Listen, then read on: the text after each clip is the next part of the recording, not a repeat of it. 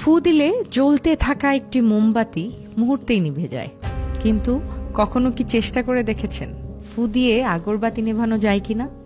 যায় না। যে নিজে জ্বলতে থাকে সে একটা সময় পর নিজে থেকেই নিভে যায়, কিন্তু যে সুগন্ধ ছড়ায় তাকে নিভিয়ে দেয়া এত সহজ নয়। জীবনও ঠিক এমনই। যারা আলো ছড়ায়, যারা অন্যকে পথ দেখায়, তাদের আলো কখনো নেভে না, বরং তারা নিজেদের আলোয় অন্যদের আলোকিত করে। তাই এমন একজন মানুষ হয়ে উঠুন যার কারণে কারো জীবনে নতুন আলো জ্বলে। এমন একজন মানুষ হয়ে উঠুন যার হাত ধরে কেউ আবার নতুন করে পৃথিবী দেখতে শেখে। কারো হাসির নেপথ্যের নীরব আনন্দ হয়ে উঠুন।